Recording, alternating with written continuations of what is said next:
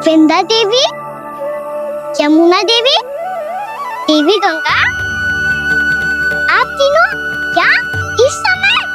आपने तो गौचारण के लिए आना ही छोड़ दिया है प्रभु।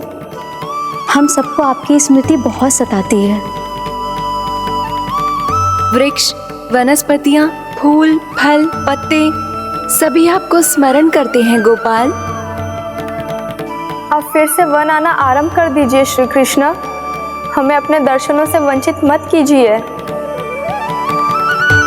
आपने तो मुझे वचन भी दिया था ना प्रभु कि मैं आपके लीलाओं की साक्षी बनूंगी।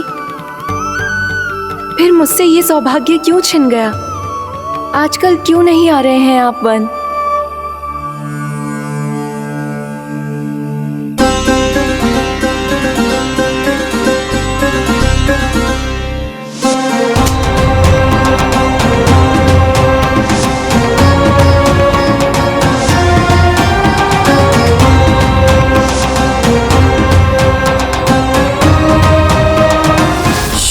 भैया उठ जाएंगी।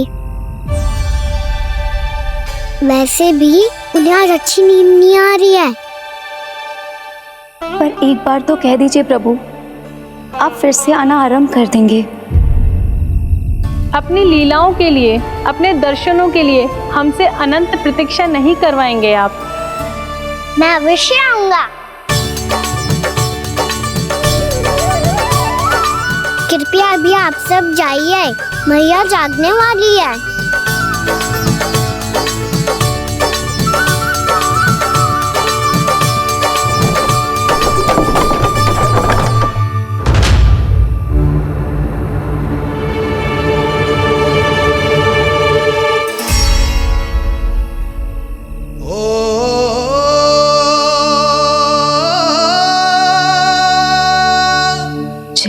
कब तक अपनी मैया का पल्लू थामे रहेगा? ना, मैं इसके विकास में बाधा ना बनूंगी। कल से ही इसे गौचारण के लिए भेजूंगी मैं।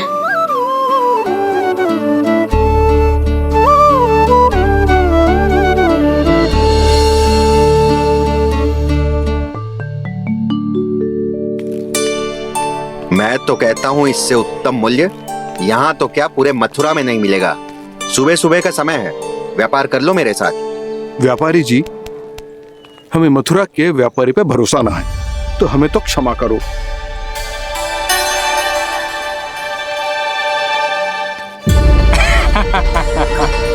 बड़ा आयो हमसे व्यापार करने वाला हैं?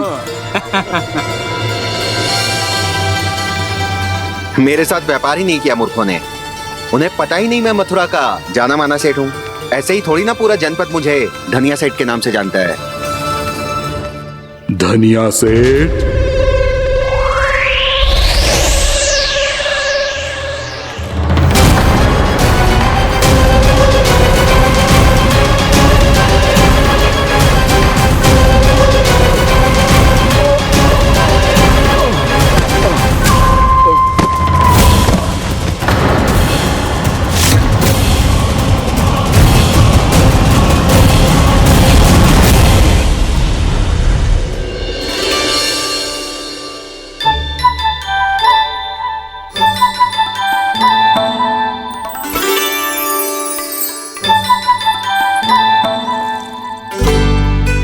तुझे कछु चाहिए? ना। एक बार सोच ले का ना। ओ मैया, सुबह उठते ही तो आपने मुझे दूध दिया था, फिर जलपान में लड्डू, फिर माखन भी तो खिलाया था। और ये फल कछु ना चाहिए अब मुझे। एक बार फिर से सोच ले का ना। आज तू जो मांगेगो ना मैया देगी, और मैं कोई प्रश्न भी ना पूछूंगी। मेरी प्यारी मैया, आप तो बिना मांगे ही सब कुछ दे देती हो। अच्छा मेरो प्यारो लल्ला। मेरो प्यारे लल्ला। नटखट, मैया की नकल उतार तो है। नटखट, मैया की नकल उतार तो है। मेरी मैया बहुत अच्छी है, सब कुछ देती है मुझे। मेरी मैया बहुत अच्छी है, सब कुछ देती है मुझे। मुझे मैया से बहुत सारा लाड़ दुलार चाहिए। मुझे मैया से बहुत सारा लाड दुलार चाहिए। और बहुत सारा प्रेम भी चाहिए, और बहुत सारा प्रेम भी चाहिए, और बन जाने की आज्ञा भी चाहिए। और बन जाने की आज्ञा भी चाहिए। ठीक है, तो दे दी। सच्ची मैया? गाना चलो ना।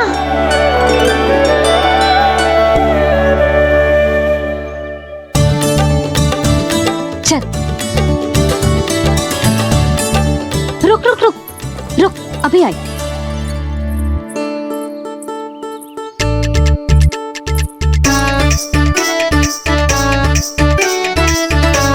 अब जा।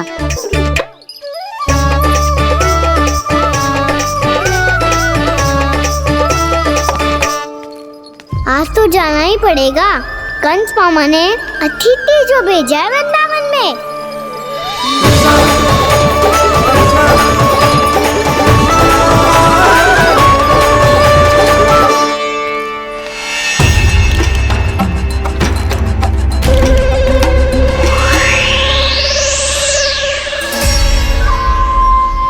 अरे व्यापारी जी, फिर आ गए तुम? हैं? हमने तुमसे कहा हमें तुम्हारे साथ व्यापार ना करना है, तो फिर ना करना है। बार बार आप स्वयं भी तंग हो रहे हो और हमें भी तंग कर रहे हो। आपको चाहिए क्या बताओगे? नंद भवन। हाँ? हाँ? नंद भवन? बस इतना ही जानना चाहता हूँ कि नंद भवन कहाँ है। सोचा इस गांव में आया हूँ तो नंदराज से मिल लूं। अच्छा अच्छा, तो तुम फिर सीधे जाओ और सीधे जाके उल्टे मुड़ जाना, और फिर आगे से दाहिने दिशा में मुड़ जाना। जहां मार्ग समाप्त होगा वहीं सामने मिल जाएगा तुम्हें नंद भवन। अच्छा अच्छा, धन्यवाद। सुनो, पर इस समय नंद जी घर पे ना है। मुझे तो उनके प्यारे पुत्र से मिलना है।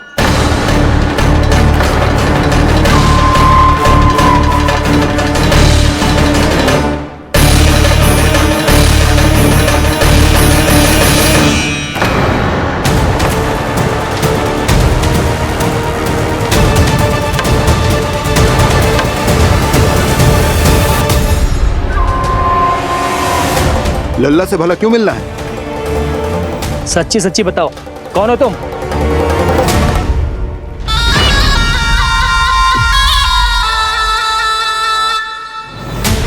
सच बताऊं? हाँ बताओ। हम वृंदावन वाले हैं। ना तो असत्य बोलना प्रिय है, ना सुनना। कछु तो गड़बड़ है तुम्हारे व्यवहार में। स्वयं बताओगे या हम बुलवाएं? अब सत्य ही सुनना चाहते हो तो सुन लो।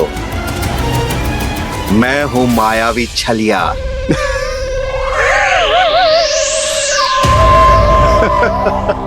छलिया और तुम? तनिक अपना मुख तो देखो, चलिए ऐसा दिखतो है का? तो कैसो दिखतो है? जैसो भी दिखतो है, लेकिन ऐसो ना दिखतो। भानु, मैंने एक बात सुनो है कि चलते बीच मार्ग में अगर कोई छलिया मिल जाए तो उसे पीछे पलट के ना देखना चाहिए। ना तो छलिया के जाल में फंसने में क्षण भर भी समय ना लगता है। सही सुना। अब पीछे से तुम दोनों का नाम पुकारूं तो मुड़ना मत।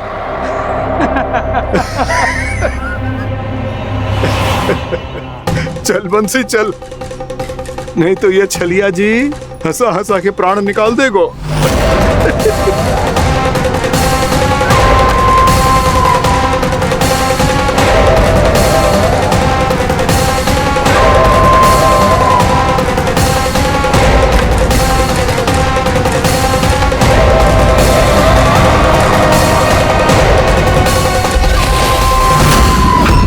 भानु, बंसी।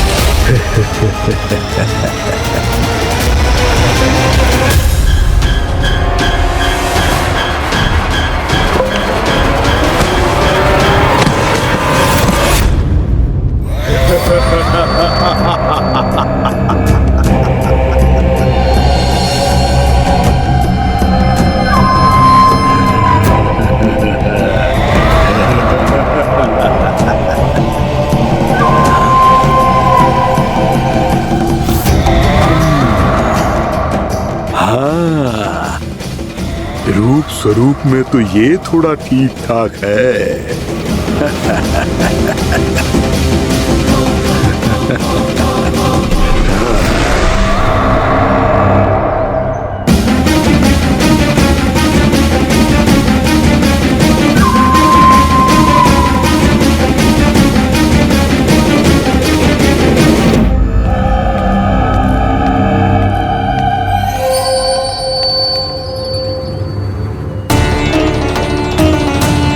ये तो गाँव की ओर जा रहा है। गाँव वालों के प्राण संकट में पड़ जाएंगे। अरे शीघ्र करो, तुम सबके कारण पहले ही विलम्ब हो गए है आज। हाँ, मैं भी यही सोच रही थी, कहीं खाना गोचारण के लिए न चले गए हो। नाना मौसी ऐसे ना बोलो। हाँ तो फिर किसी दिन किसी कार्य में मन ना लगेगा।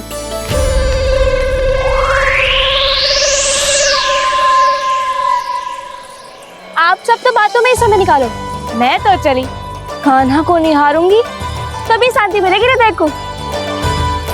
अरे ठहरो, हम सब भी चल रहे। तो गई। इस गोपी का रूप धारण करके मैं भी निहारता हूँ इसके कान्हा को। कान्हा कहाँ गया?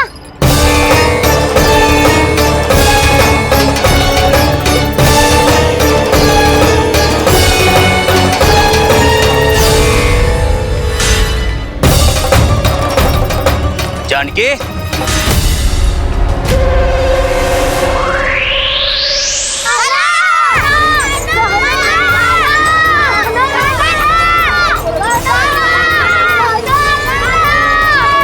वो देखो कान्हा, पहाड़ी के ऊपर।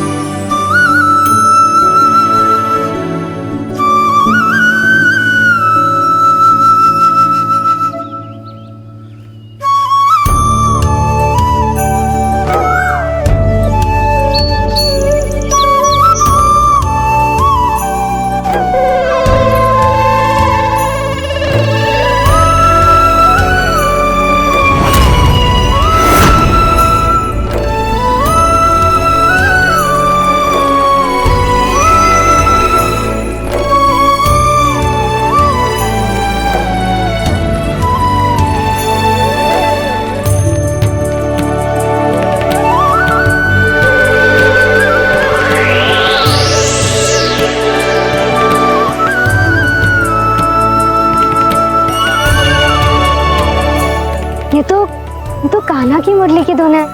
विलम्ब हो गयो है, वो तो वन में पहुंच भी गयो।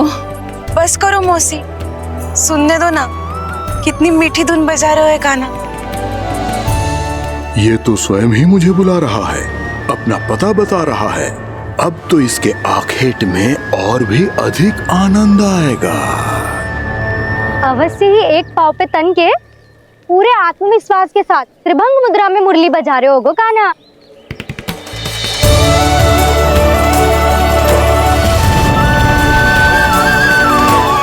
हाय, कितना सुरीला बजाता है।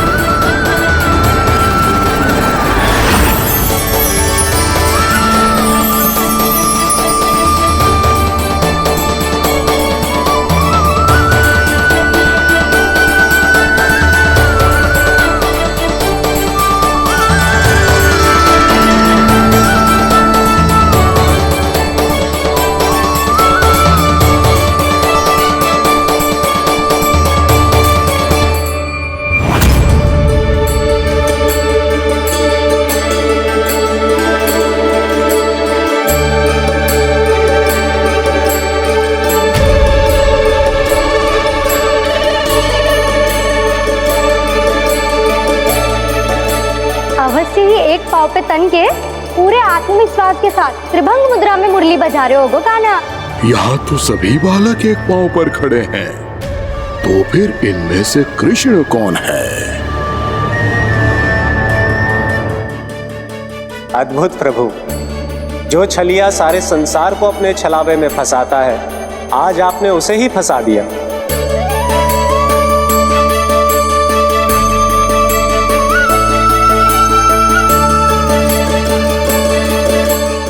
इन सब में से कौन है महाराज कंस का शत्रु, विष्णु का अवतार? कैसे पहचानूं मैं उस कृष्ण को? प्रभु की धुन है ही इतनी मीठी, इतनी कर्णप्रिय कि असुर तो क्या, सारी सृष्टि ही यहां आकर थम जाए।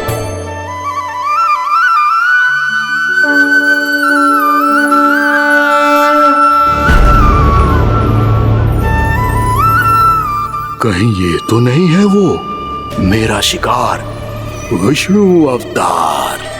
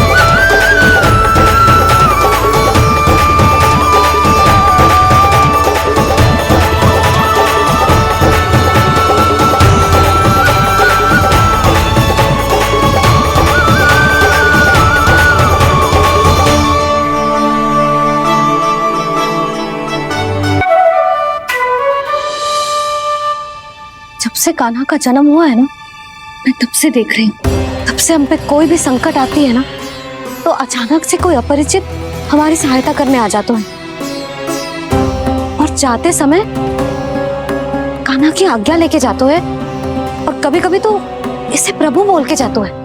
बाबा संभालो। यशोदा, इस जानकी को चढ़ो है और विचित्र विचार तुम्हारे मन में है।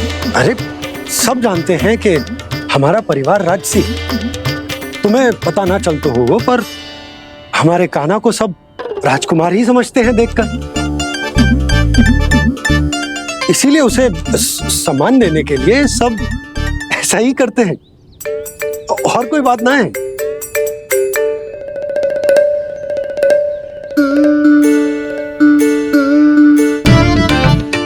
अब जे मेरे लल्ला को ऐसे क्यों घूर रहे हैं? बुरी दृष्टि लगाएंगे क्या? वैद्यराज जी, आपके सहायक तो गए, अब आप यहाँ क्यों? वो क्या है ना, मैं अपने रोगी का निरीक्षण करके पूरी तरह से संतुष्ट होकर ही जाता हूँ।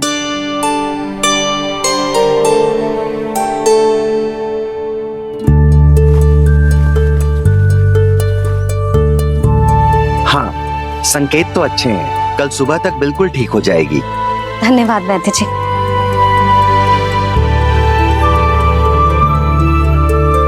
बस तो फिर हम कल पकड़न पकड़ाई खेलेंगे जानकी।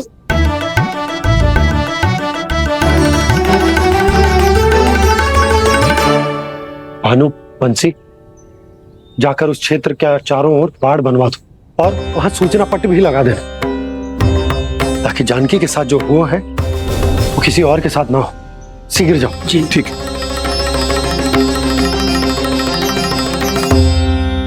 बाड़ और सूचना पट लगवाने से समस्या का समाधान नहीं होगा बाबा। निर्दोष पशु सूचना पट देखकर भी कुछ समझ नहीं पाएंगे।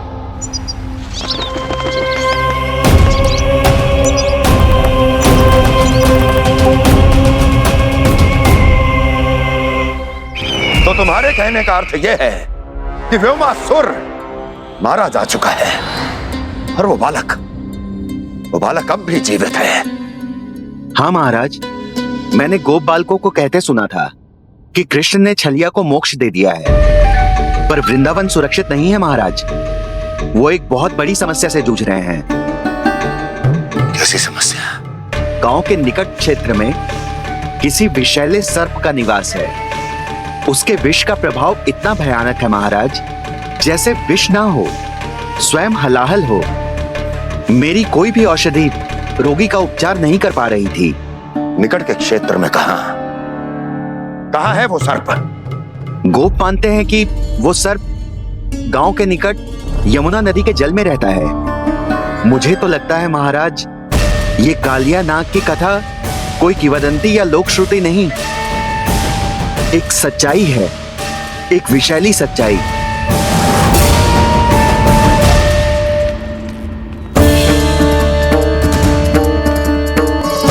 कालिया का सामना करने का समय आ गया है, पर उससे पहले मुझे बुलाना होगा उन्हें।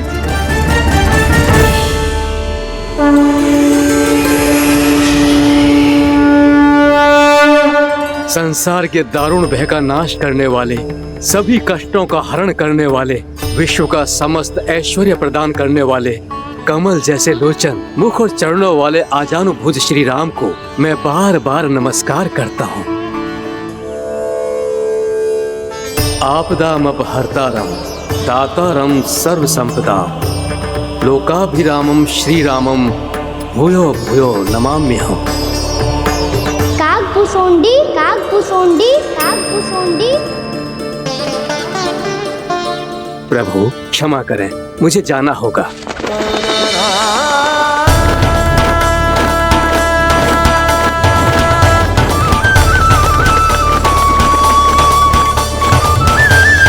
प्रणाम प्रभु। अनेक बार मैं आपके दर्शनों के लिए आया प्रभु। कभी नंद भवन के झरोखों से आपके दर्शन करके चला जाता था, तो कभी दूर किसी वृक्ष की आड़ से आपको निहार लिया करता था। आज आपने स्वयं मुझे बुलाकर धन्य कर दिया प्रभु।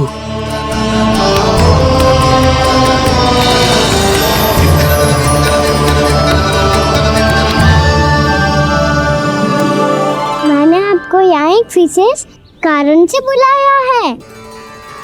आपके श्राप से इस कालिया नाग को मुक्त करने का समय आ गया है। ये तो बहुत ही उत्तम समाचार है प्रभु। इतने वर्ष बीत गए, मुझे आज भी स्मरण है वो दिन जब मैंने उन्हें श्राप दिया था। अपने क्रोध पर नियंत्रण खोकर बहुत बड़ी भूल कर दी थी मैंने प्रभु। बीती हुई घटनाओं पर दुखी होके कोई लाभ नहीं है। हमें भविष्य की ओर देखना होगा।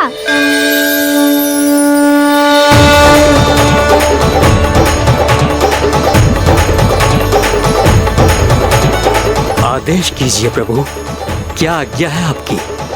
जब मैं कालिया नाग का सामना करने जाऊं, तो आप यही रहेगा।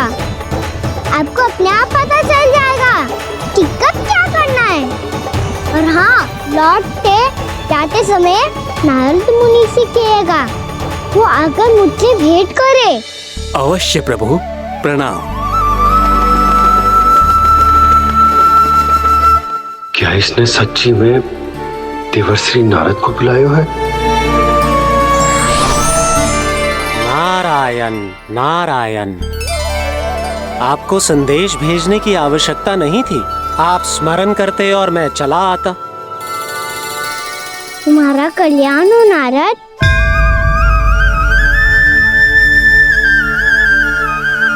मैंने तुम्हें एक विशेष कार्य के लिए बुलाया है।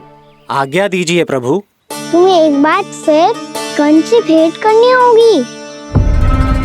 विचार कीजिए महाराज, क्या आप बिना किसी शंका के कह सकते हैं कि कौन सी पंखुड़ी पहली है और कौन सी आठवीं? उस दुष्ट से भेंट करना स्वयं कीचड़ में उतरने के समान है प्रभु। कमल पुष्प प्राप्त करना हो तो कीचड़ में उतरना पड़ता है नारद। आपका आदेश तो मैं स्वप्न में भी नहीं टाल सकता प्रभु। कंस कालिया नाग के बारे में जान गया है, पर वो उसका सामना करने का साहस नहीं कर पाएगा। मैं आतुर हूँ प्राप्ति, मूर्ख नहीं। मेरी बुद्धि फिर नहीं गई है। मैं स्वयं उस कालिया जैसे महाविषैले सर्प के सामने खड़ा हो जाऊं और अपने ही काल को आमंत्रित कर लूं। तो फिर अपने लाभ के लिए उसका प्रयोग करने का कोई और उपाय सोचिए स्वामी। कुछ ऐसा कीजिए कि यमुना नदी का पूरा जल विषैला हो जाए और वृंदावन वासी उसका उपयोग करे और आपका काल कहलाने वाला वो बालक स्वयं काल के गाल में चला जाए। उत्तम उत्तम सुझाव है प्राप्ति। अब मुझे उस कालिया तक पहुंचने का मार्ग ढूंढना होगा, उसको विवश करने का कोई उपाय ढूंढना होगा, क्योंकि व्यक्तिगत रूप से उससे भेंट करना असंभव है। असंभव। आप सही कह रहे हैं प्रभु। कंस में उतना सामर्थ्य नहीं कि वो कालिया नाग का सामना स्वयं कर सके। वैसे तो कालिया गरुड़ देव का भी सम्मान नहीं करता, तो फिर वो कंस का सम्मान क्यों करेगा भला? नहीं करेगा, पर कंस तुम्हारा सम्मान अवश्य करेगा। नारद तुम्हारी बातें भी सुनेगा और मानेगा भी। ये मेरी योजना का बहुत ही महत्वपूर्ण भाग है। तुम कंस के पास जाओ और कहो कि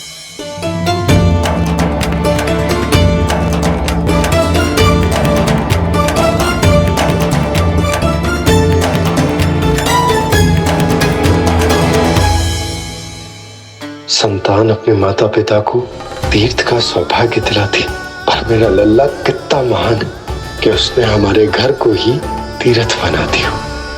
ऐसा तीर्थ जहां मेरी आंखों के सामने भक्त और भगवान का मिलन हो रहा है। जो आज्ञा प्रभु।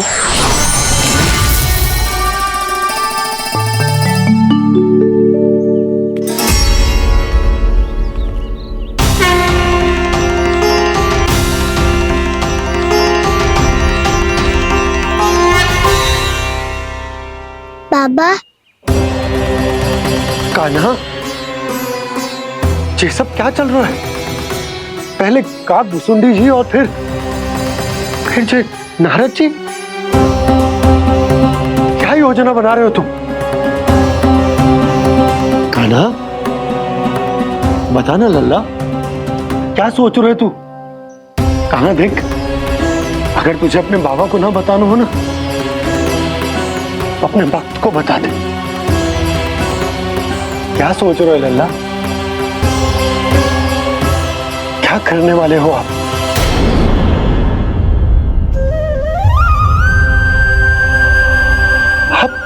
आप इतने दुखी क्यों हो?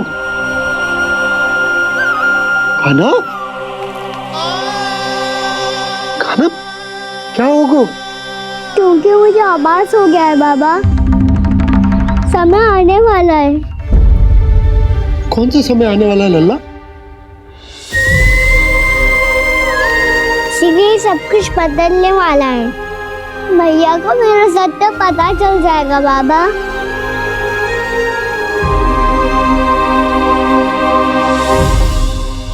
पर लल्ला, इसका काक भुसुंडी और कालिया नाग से क्या संबंध है? ऐसा क्या हुआ था और क्या होने वाला है?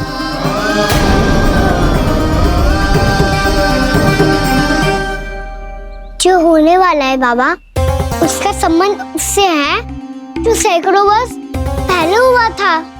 महर्षि भृगु के एक वंशज थे वेद शिरोमुनि, जो विंध्याचल की पहाड़ियों में साधना कर रहे थे।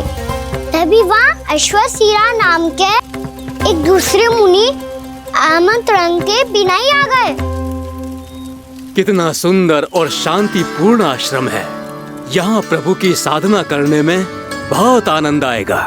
शीघ्र ही अश्वशिरा मुनि उपस्थिति के कारण होने वाले व्यवधान से बाध्य होकर वेद शिरा मुनि ने अपनी आंखें खोली। कौन हो तुम और यहाँ क्या कर रहे हो? आपके आश्रम में बहुत शांति है मुनिवर। साधना करने के लिए बहुत ही उत्तम स्थान है ये। मैं चाहता हूँ कि कि मैं भी यहाँ। आप यहाँ साधना करना चाहते हैं, लेकिन इतना भी नहीं जानते कि किसी के आश्रम में प्रवेश करने से पहले उसकी आज्ञा लेनी चाहिए। आप ये भी नहीं जानते कि यदि कोई यज्ञ कर रहा हो तो बिना अनुमति के वहाँ प्रवेश करने से उसकी यज्ञ साधना भंग हो सकती है। आप क्या साधना करेंगे मुनि? आप तो साधना के योग्य ही नहीं हैं। इतना अपमान! एक मुनि के मुख से इतने कड़वे शब्द शोभा नहीं देते। मैं तुम्हें श्राप देता हूँ, जितनी विषैली तुम्हारी जिह्वा है उतने ही विषैले सर्प बन जाओ तुम। और ऐसा सर्प जो सांस भी ले तो निकट का वातावरण दूषित हो जाए। तुम्हारे इस दुस्साहस के लिए मैं तुम्हें श्राप देता हूँ कि तुम अभी इसी क्षण कौवा बन जाओ, और ऐसा कौवा जो कांव कांव करके अनर्गल प्रलाप करता रहे।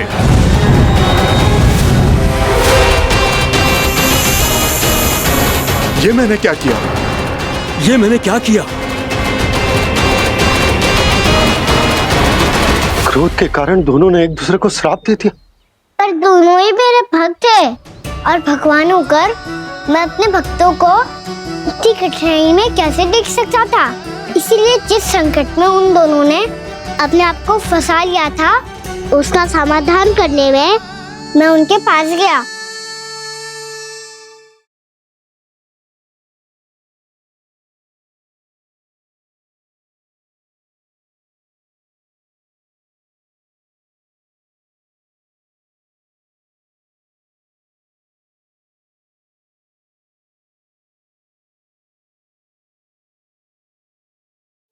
तंग करे मैया को खिजाए, खेले रूठे मनाए।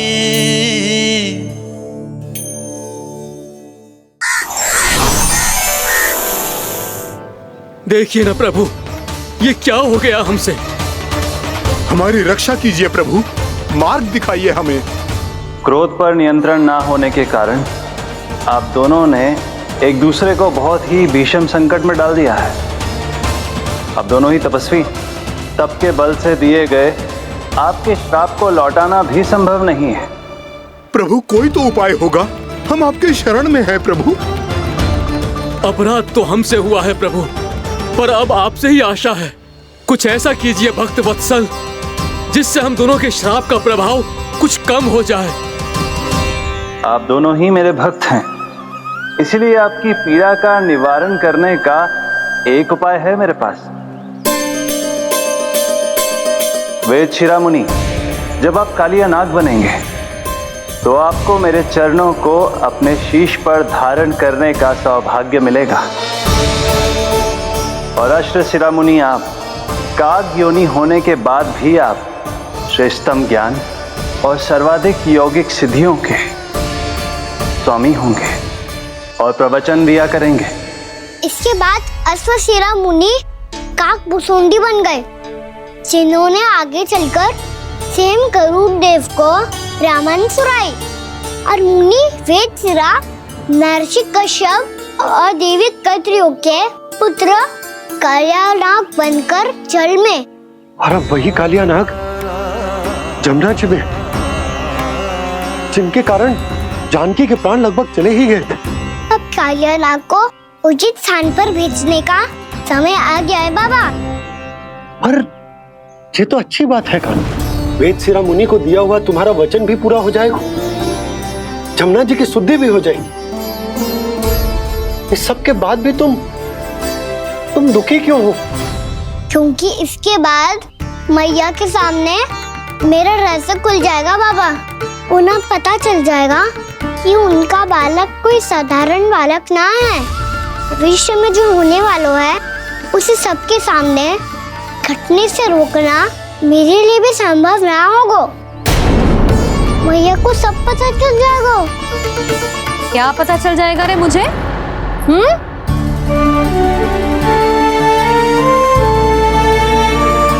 यही कि सबसे अधिक प्रेम मैं आपसे ही करता हूँ। अब बस भी कर, चलो भोजन के लिए बुलाने आई थी तुम दोनों को। भूखा थोड़े ना रहने दूंगी अपने लल्ला को, मेरा लल्ला दुर्बल हो जाएगा ना। आप खिलाओगे तो ही खाऊंगा। हाँ ठीक है, मैं ही खिलाऊंगी। अब चल, आओ जी चल।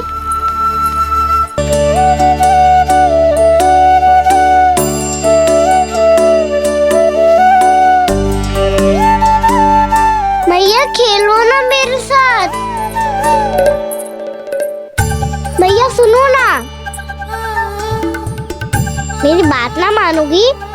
अभी बहुत कार्य पड़े लल्ला, देख जानकी को औषधि भी देने जानो है ना। औषधि मैं दे दूंगा, फिर तो खेलोगी ना आप मेरे साथ। पिछले कुछ दिनों से अपनी मैया का अधिक से अधिक प्रेम पाने का प्रयास करो है कान्हा। इसका तो एक ही अर्थ हो सकता है कि कछु बहुत बड़ो होने वालों है। कान्हा रुक जा लल्ला। कान्हा क्यों तंग कर रहा है? मैया को पहन लेना। कान्हा, कान्हा, ये क्या करो तूने?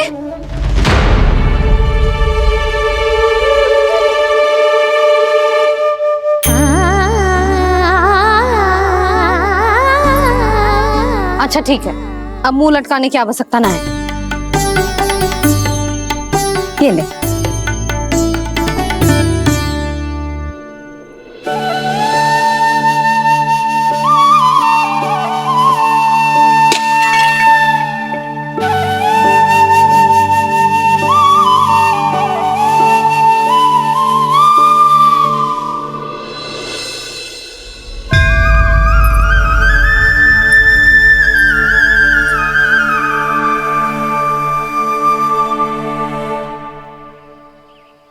तंग करे मैया को खिजाए, खेले रूठे मनाए, लीला अनोखी करके शरारत, कान्हा दंड भी पाए।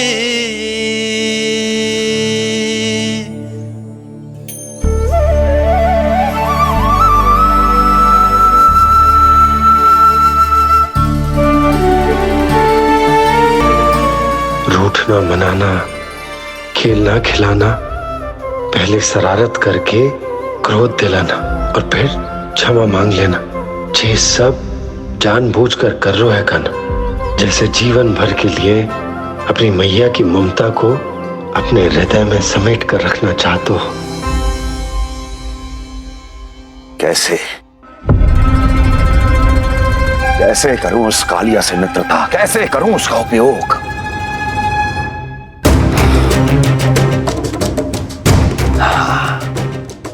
उस पर आक्रमण कर देता हूं और उसे किसी ना किसी तरह से यह विश्वास दिला देता हूं कि यह आक्रमण उस विष्णु अवतार ने किया है। फिर वो क्रोध में आकर सारे वृंदावन वासियों को अपने विष से समाप्त कर देगा। उचित है, ये उचित है। नारायण हरि, नारायण हरि।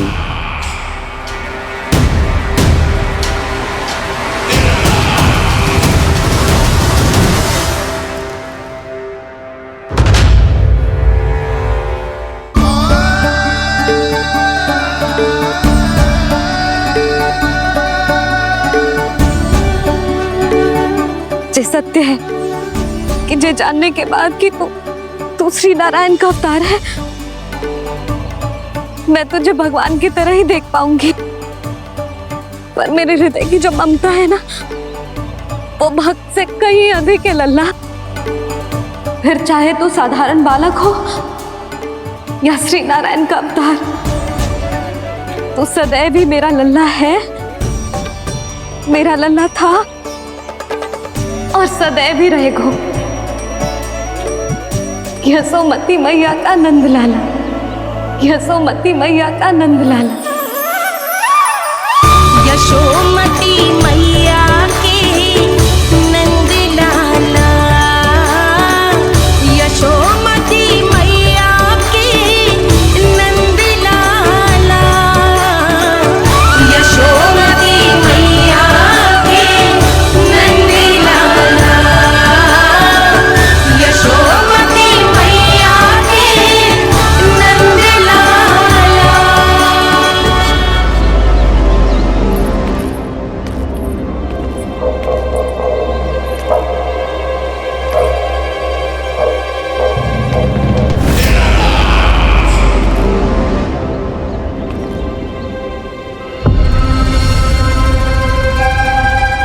क्या है ये साला? वृंदावन से पत्र आया है महाराज। विनती की गई है कि इसे आपके सामने पढ़ा जाए। पढ़ो। शीघ्र करो। महाराज कंस, पूजा के लिए आपको 1 कोटि कमल पुष्पों की आवश्यकता थी। वृंदावन वासियों की ओर से मैं आपको 3 कोटि पुष्पों की भेंट भेज रहे हूँ। कृपया अतिरिक्त पुष्पों को अपनी गोप प्रजा की विनम्र श्रद्धांजलि समझकर स्वीकार करो। महाराज, आपको ये जानकर प्रसन्नता होगी कि जैसे ही मेरा पुत्र कृष्ण कालिया नाग के सामने पहुंचो, वो महाभयंकर नाग भी आपके भय से कांप उठा और स्वयं ही ये सभी पुष्प हमारे द्वार पे पहुंचा गो। यदि आपको अब भी आवश्यकता हो तो और भी पुष्पों का प्रबंध किया जा सकता है। आपका विनीत गोपराज नंद। हमारा संघर्ष अभी समाप्त नहीं हुआ है विष्णु अवतार। यशोमती मैया का नंदलाला पत्र में लिखा है महाराज, उसे इसी नाम से बुलाया जाना प्रिय है।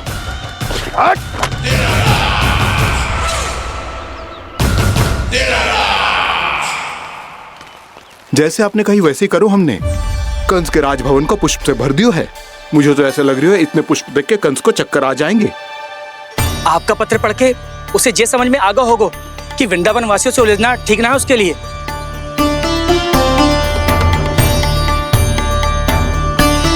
वैसे ही हमारे श्री कृष्ण हमारी रक्षा करने के लिए है ना।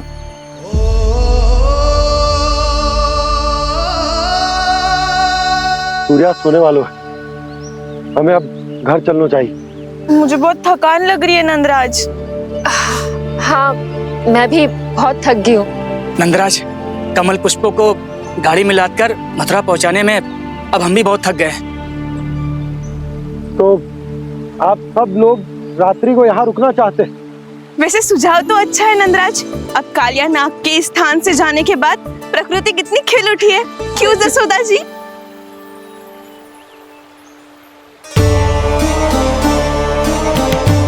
सब सामान्य है। ये जान के भी कि कान्हा भगवान नारायण का अवतार है, किसी को कोई अंतर ही ना पड़ रहा है, तो फिर मेरा मन क्यों अटको है अभी तक? क्यों बार बार मैं इस दुविधा में पड़ जाती हूँ कि कान्हा को एक भक्त के जैसे देखूं या मैया के जैसे? ऐसा इसीलिए है मैया क्योंकि ना तो आपकी भक्ति में कोई कमी है और ना ही ममता में। तो फिर ठीक है, आज हम यहीं रात बिताएंगे। सब लोग विश्राम करिए। जय हुइनाबाद। रात वन में भयभीत क्यों हो रहे हो बसंता? श्री नारायण का अवतार कान्हा है ना हमारे साथ।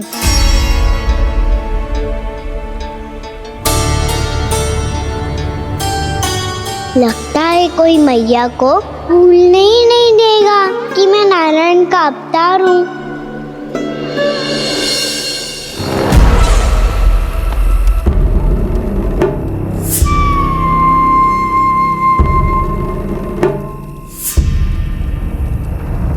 तुम्हें पूर्ण विश्वास है ना गुप्तचर? ये सब कुछ उसी बालक ने किया है। उसी ने कालिया को पराजित करके यहां से दूर भेज दिया है। मैंने अपनी आंखों से देखा है महाराज।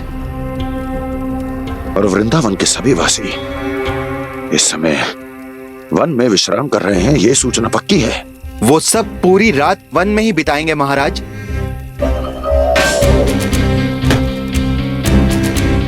मेरी रातों की नींद छीनकर वो वन में आनंद कर रहे हैं।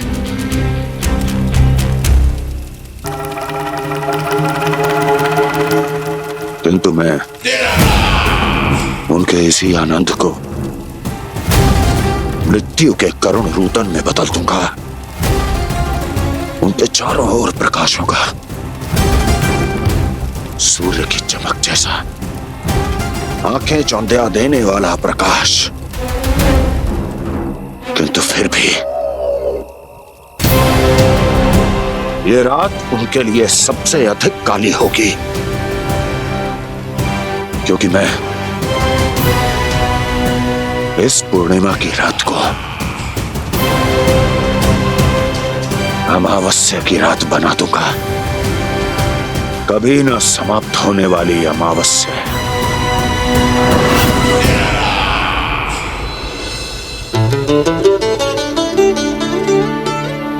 भाभी देखो, वन देवी प्रसाद के लिए ये केले लाई हूँ मैं। हाँ दिखा तो, इसमें से पक्के केले कान्हा के लिए चुन लेती हूँ। पर वो तो नारायण का अवतार है, उसके लिए फल कैसे चुनूं मैं? जो उसके हाथ में आएगा अपने आप ही मीठा हो जाएगा। भाभी क्या होगा, रुक क्यों गई? कछू ना दिखा।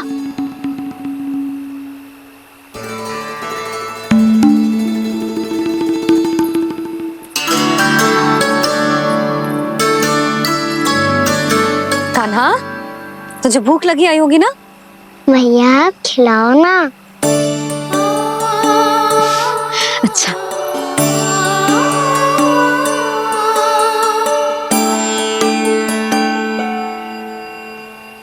ले।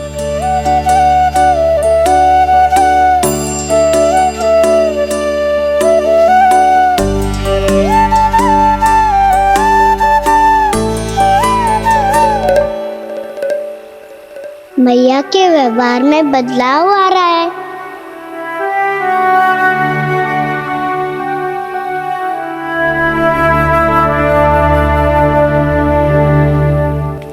कान्हा, बंसी काका हम सबको वन में आग जलाना सिखा रहे हैं ताकि भयानक पशु को दूर करा जा सके। भैया मैं जाऊं? भैया अग्नि जलाने जाऊं? हाँ जा। भैया तो चुपचाप जाने दे रही है, पहले जैसे चिंता भी नहीं कर रही है अब। लल्ला सुन, अग्नि के साथ खेलियो मती और सुरक्षित दूरी बना के रखियो, समझ आई?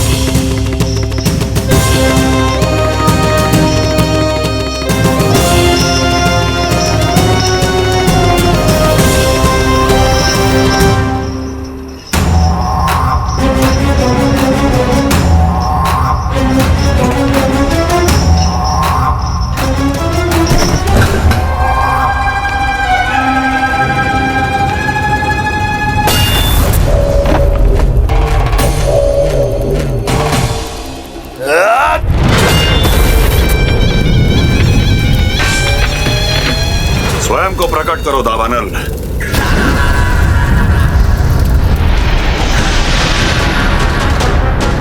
प्रणाम महाराज। महाराज कंस, इस कारागार से मुक्त करवाने के लिए आपका बहुत बहुत धन्यवाद। बताइए, इस उपकार का ऋण कैसे चुकाऊं? बस वही करो दावानल जो तुम्हें सबसे अधिक प्रिय है। अपने नाम को स्वयं सार्थक करो। जला दो, पूरे वृंदावन को जला दो। कीट, पशु, पक्षी, वनस्पतियां, वृक्ष, यहां तक कि मानव भी, कोई भी जीवित प्राणी जीवित नहीं बचना चाहिए। जला दो सबको, सबको। आपकी आज्ञा ही मेरी इच्छा है और आपकी इच्छा ही मेरी आज्ञा। तुम सबने देखो अजय, अधिक कठिन ना है ये। 2 पत्थर हाथ में पकड़ ले, ऐसे रगड़ लो है, चिंगारी निकलेगी घास फूस अग्नि पकड़ेगी और भक से जल जाए वो।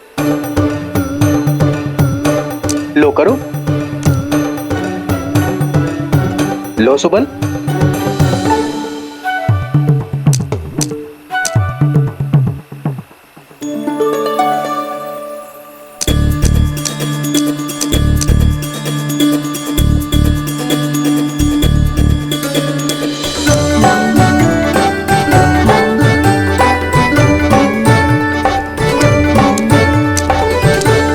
ले कान्हा, तू भी प्रयास करके देख ले। पर जितना सरल जय कह रहे थे उतना सरल ना है अग्नि जलाना।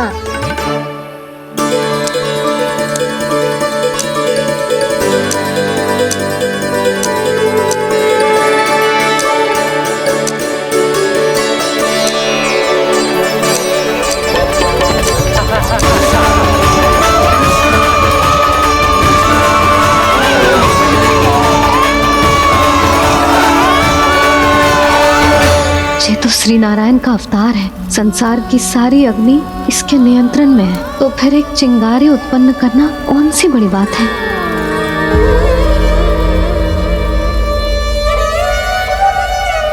ऐसे तो मैया मुझे धीरे धीरे अपना लल्ला मारना ही भूल जाएगी। ये उचित नहीं है, अब मुझे ही कुछ करना होगा।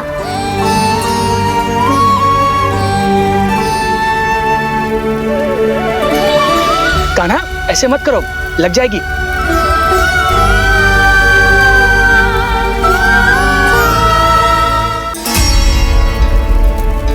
कान्हा, संभाल के, ध्यान कहाँ है तेरो?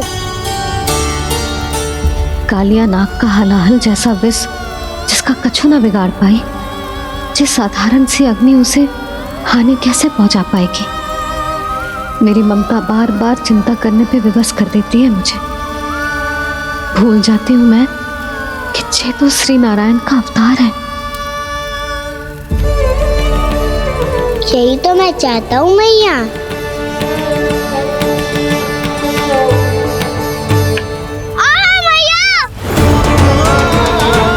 कान्हा, कान्हा, देखा देखा, कहाँ लगी? हाँ, बोला था ना अग्नि से दूर रहने। दिखा, जले का चिन्ह ना है।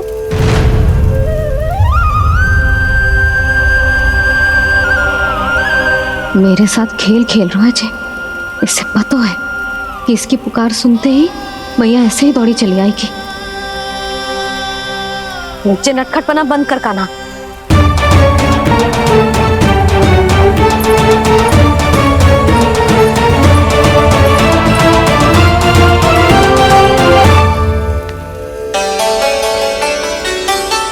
यशोदा, आ जाओ, कान्हा को भी बुला लो।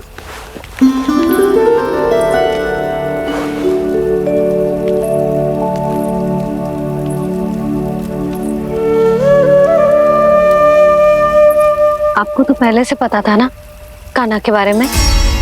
हाँ, वो यशोदा, कान्हा ने मुझसे वचन लिया। ना ना, मैं आपको ताना ना दे रही। मैं तो बस ये सोच रही थी कि आप अपने आप को कैसे समझा पाते हो, ये जानते हुए भी कि वो श्री नारायण का अवतार है। आप उसके साथ सामान्य व्यवहार कैसे कर पाते हो? क्योंकि मैं भी अपने लल्ला के साथ सामान्य व्यवहार ही करना चाहती हूँ। उसे वैसे ही देखना चाहती हूँ, उसके साथ लाड करना चाहती हूँ, उसे डांटना चाहती हूँ, फटकारना चाहती हूँ। तो मुझे बार बार उसमें मेरे प्रभु दिखने लगते हैं। मेरे साथ भी ऐसा ही होता है यशोदा। पर जब मैं ये स्वीकार कर लेता हूँ कि जो हमारा लल्ला है, तो मैं भूल जाता हूँ कि जय श्री नारायण का अवतार भी। उसके बाद सांसारिक माया मुझे अपने अंदर जकड़ लेती है। यशोदा, तुम्हारे साथ भी कछु ऐसा ही होगा। संसार की मोह माया तुम्हें खुद में जकड़ लेगी और तुम जब भूल जाओगी कि भगवान का अवतार। हाँ, सच्ची कहूं तो भैया की ममता के आगे कोई भी माया ना टिक सकती। सबसे बड़ी होती है एक मैया की ममता। पर भक्ति का भाव भी कम प्रबल ना हो तो है जी। मेरे हृदय में ममता और भक्ति के बीच युद्ध चल रहा है। मुझे ना पता कौन सा भाव जीतेगा और कौन सा हारेगा। इसका अर्थ है कि मुझे कुछ भी ऐसा करने से स्वयं को रोकना होगा जिससे मैया के मन में भक्ति का भाव प्रबल होकर हिंसा से जीत जाए। तो फिर ध्यान रखना कान्हा, अब सबके सामने कोई लीला मत कर देना तुम।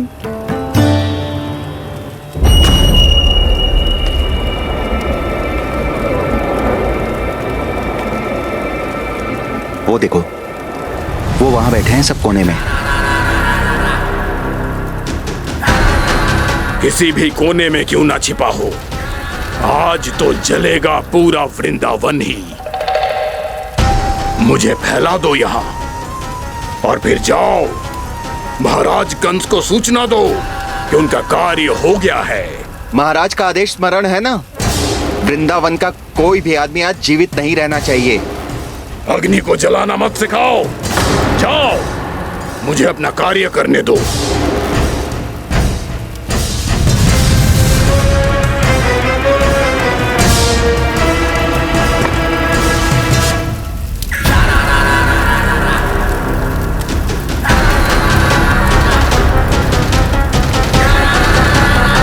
नारायण नारायण हरे हरे, श्रीमन्नारायण नारायण हरे हरे, भजमन नारायण नारायण हरे हरे।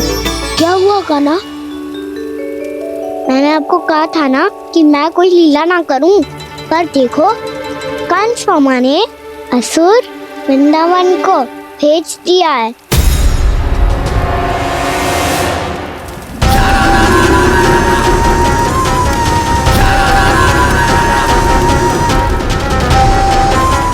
दावानल अर्थात पंचअग्नि। अब क्या करोगे तुम? वही जो मेरे ताऊ क्या सबके सामने ही ऐसा कछु ना करूंगा जो लीला लगे, पर सबकी दृष्टि से छुपकर तो कछु करना होगा दाऊ। इससे पहले कि ये दावानल पूरे वृंदावन को लील जाए।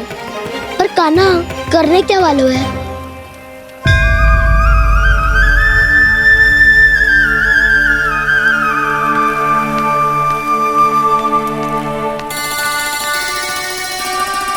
भैया बहुत थको, सुला दो ना। आजा।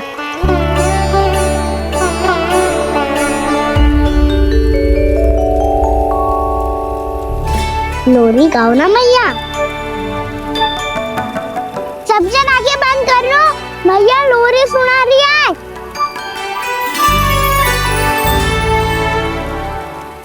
तो ये है तुम्हारी योजना?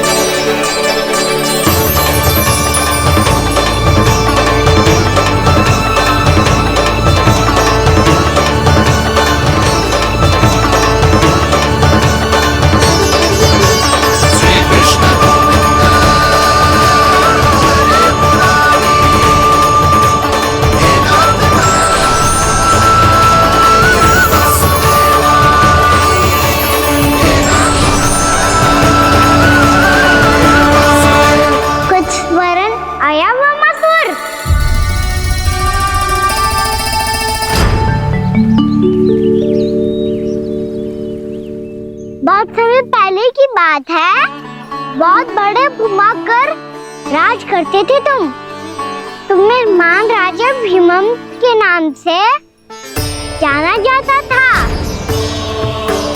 सब कुछ था तुम्हारे पास, पास शांति नहीं थी, इसीलिए शांति की खोज में अपना संपूर्ण राज अपने पुत्रों को सौंप कर मलय पर्वत की ओर चलती है।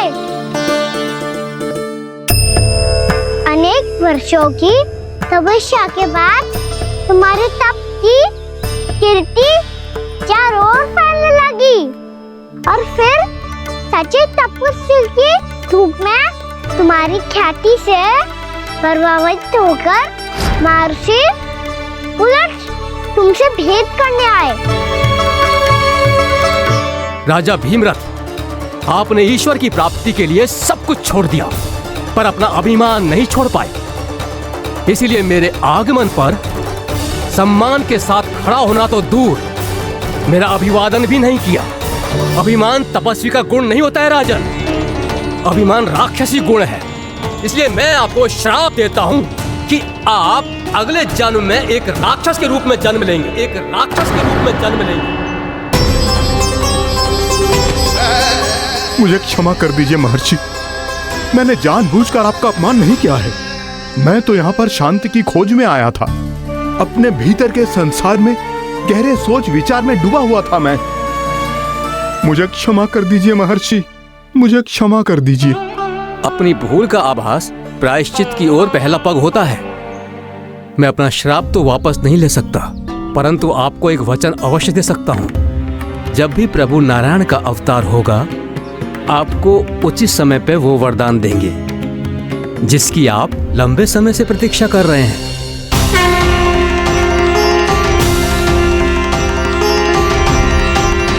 प्रभु, आपने मेरी आंखें खोल दी। अब मुझे पता चल गया है कि आप कौन हैं और मैं कौन हूँ। इसलिए आप मुझ पर कृपा करके अपने चरणों में स्थान दे दीजिए। मुझे वो शांति प्रदान कीजिए जिसकी खोज में मैं वर्षों से भटक रहा हूँ। शांति तो मोक्ष में ही है, इसीलिए मैं तुम्हें मोक्ष का वरदान देता हूँ।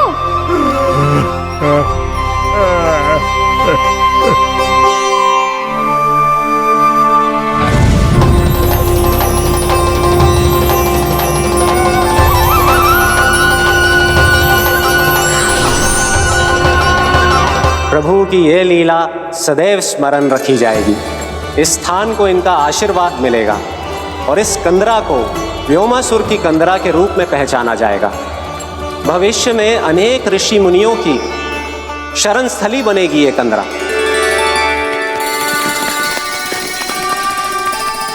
ये कोई साधारण बालक ना है। ऐसा चमत्कार कोई साधारण बालक थोड़ी ना कर सकते हो। तुम सत्य कह रहे थे बलराम, गाना सच्ची में भगवान ही है, तभी तो सब देवता इसे बसाने और इसकी ओर से युद्ध करने आते हैं। तुम सब ऐसे आंखें फाड़ के तुम देख रहे हो मुझे।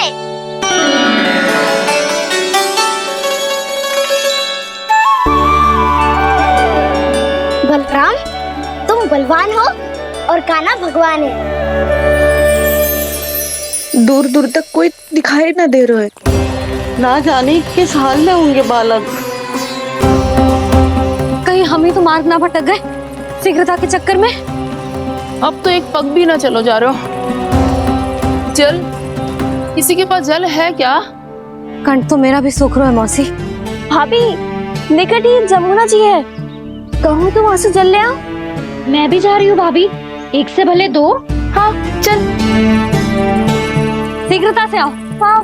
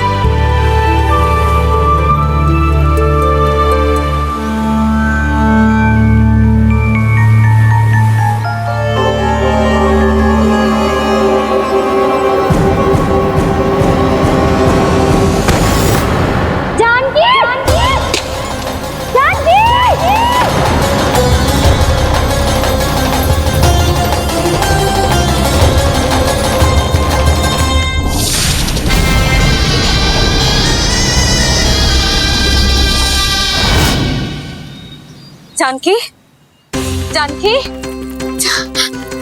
क्या होगा इसे?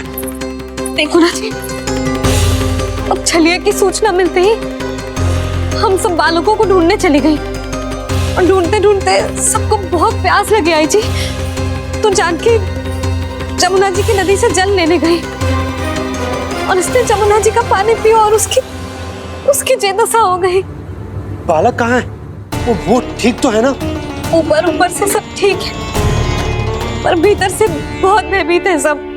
जानकी तो बिल्कुल नीली पड़ गया है, लग तो है विष फैल गया है इसका पूरे तन में। मथुरा के सर्वश्रेष्ठ विदेह जी को बुलाए गए हैं उसके उपचार के लिए।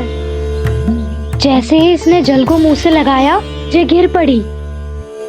चटपटाने का अवसर भी ना मिलो। हाँ वैद्य जी, और निकटी मृत पशु भी पड़े हुए थे। हाँ, मैंने भी अस्थियां देखी थी। इसका तो यही अर्थ हो सकता है कि समस्या वहाँ के जल में ही हो। वैद्य जी, आप रोगी की नाड़ी पे ध्यान दो ना। जे गोपिया क्या कह रही है उसे सुनने की आवश्यकता ना है। जब तक विष के कारण का पता नहीं चल जाता, हम उपचार कैसे कर सकते हैं रानी जी? जी, वो निकट ही यमुना जी में एक विशेष क्षेत्र है। ये सब उसी के जल की बात कर रहे हैं। तब तो ऐसा भी हो सकता है कि किसी विषैले सर्प के काटने का प्रभाव हो। पर सर्प के काटने का चिन्ह ना है उसके तन पे। सर्प जब काटता है तब उसके दांत के चिन्ह बन जाते हैं। मुझे पता है, बड़े बड़े सर्प को काटते हुए देखो है मैंने। एक दिन अब बस कर उज्जवल, ये बड़ी बड़ी हाँकने का समय ना है। पर यदि सर्प ने ना काटा है, फिर जानकी की ये दशा किसने की? अवश्य किसी राक्षस ने की होगी। नाना, कोई विषैला पशु भी तो हो सकता है।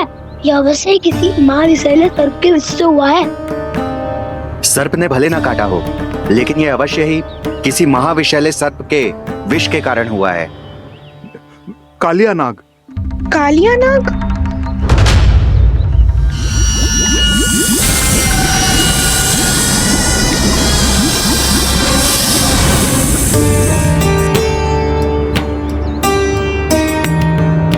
संकेतों से तो ऐसा लगता है कि जानकी ने कालिया नाग के क्षेत्र के विशाल जल पी लियो है।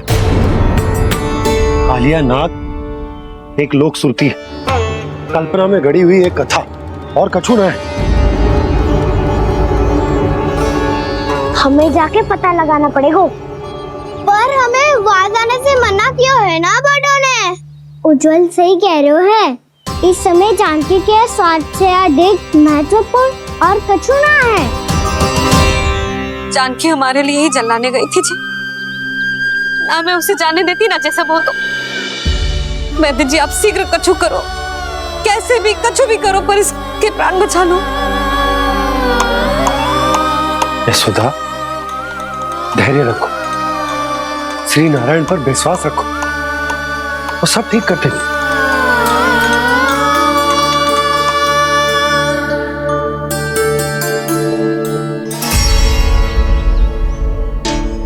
विष की काट की मेरे पास जितनी जड़ी बूटी थी, मैंने सब अर्क बना के पिला दी, पर इसकी दशा में अभी तक कोई सुधार नहीं दिख रहा है। यह अंतिम जड़ी बूटी है। अगर इससे भी चमत्कार नहीं हुआ तो फिर जो नारायण की इच्छा।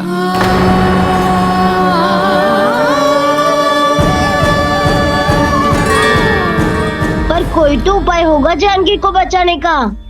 कान्हा, यदि तुझे किसी औषधि के बारे में पता है, हमें बता दे, हम जाके ले आएंगे।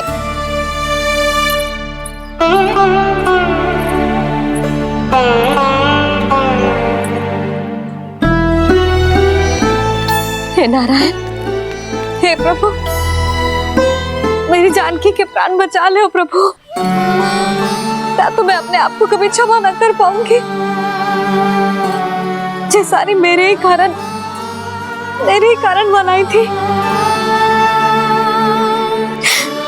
उसकी रक्षा करो प्रभु, मेरी पुकार सुनो। कान्हा, तूने हमें वत्सासुर से बचाया था ना? और वकासुर से भी तो, और छलिया से भी तो तूने ही बचाया था ना हमें। क्या ऐसा कोई उपाय ना है जानकी को बचाने का? धनवंतरी,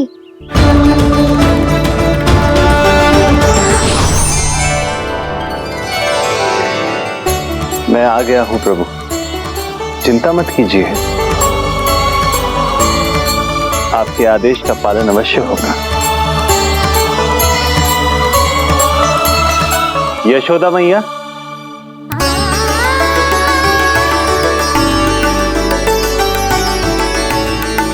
मैया आपको कोई पुकार रहा है।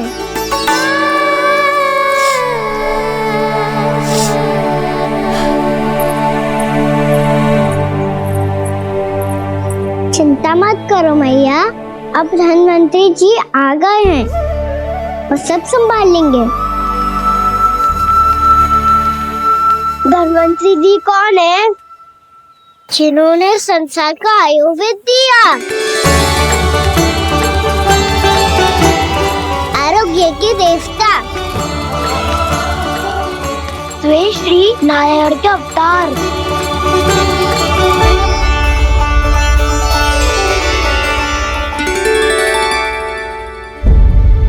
मुझे पता चला है कि आपको वेद की आवश्यकता है। हाँ हाँ, भीतर आइए। आइए आइए बैठे जी। जी रे। मथुरा का सर्वश्रेष्ठ वैद्य अर्थात मैं यहाँ आ चुका हूँ और रोगी को जितनी औषधि की आवश्यकता थी सब दे चुका हूँ। निश्चित रूप से आपने विष की काट के लिए बहुत ही उत्तम अर्क तैयार किया है, इसीलिए किसी और वैद्य की आवश्यकता नहीं है। किंतु आप अकेले कितना कुछ करेंगे वैद्यराज, मुझे अपना सहायक ही बना लीजिए। पर जो करना था मैं पहले ही कर चुका हूँ। हाँ, वो तो आप कर चुके हैं, बस रोगी के तन से विष निकालना शेष है ना वैद्यराज? हाँ हाँ, बस वही शेष है। इनके रक्त को विष रहित करने में मैं आपकी सहायता करूंगा। पहले ये संजीवनी मानी जाने वाली इन लाल फूलों की बूटी को भी घिसना है ना?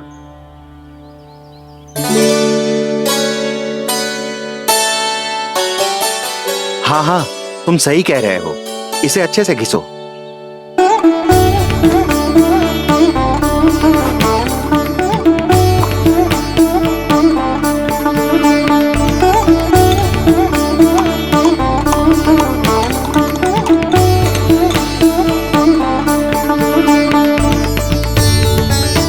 और ये नीले फूलों को भी तो मिलाना है ना? हाँ हाँ, अच्छे सहायक बन सकते हो तुम, ऐसे ही श्रम करते रहो।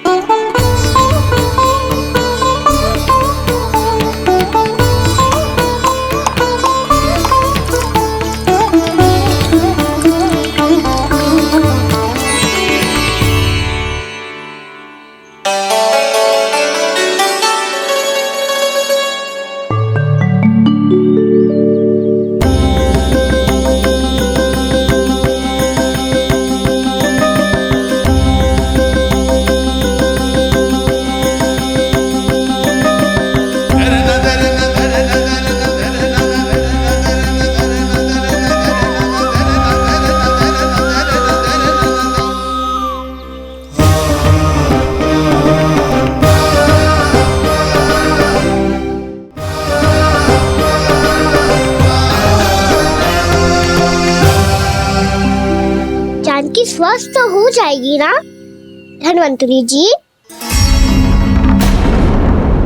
धनवंतरी? प्रभु, अब मैं क्या करूं? आपने तो स्वयं ही मेरी पहचान उजागर कर दी। जी क्या करो कान्हा? आप सब ऐसे क्यों देख रहे हो? मैया कहती है ना, सभी वैद्य धनवंतरी जी का ही रूप होते हैं।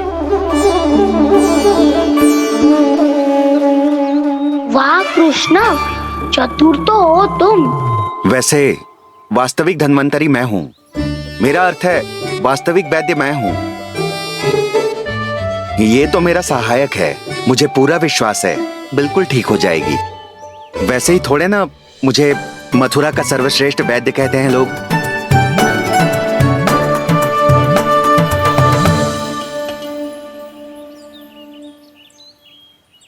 जसोदा भाभी, जशोदा जी, जानकी को चेतना आ गई। जानकी, जानकी, जानकी, तू ठीक है ना? क्षमा करना भाभी, मैं आपके लिए जल ना ला पाई। बस बहुत भूख लगी है। मैं अभी कछु लाती हूँ। जानकी, माखन खाओगी?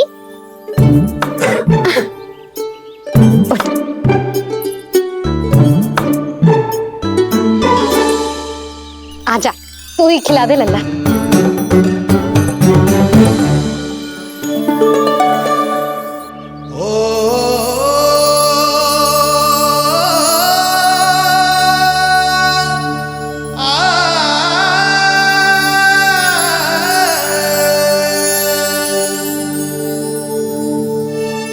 तुम सब मेरे लल्ला को माखन चोर कहती हो ना? आज देखो, अपना ही माखन जानकी को खिला रहे है।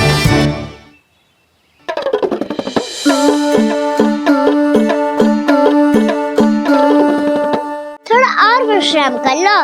सदैव तुम हम सबकी सेवा करती हो, आज मैं तुम्हारी सेवा करूंगा।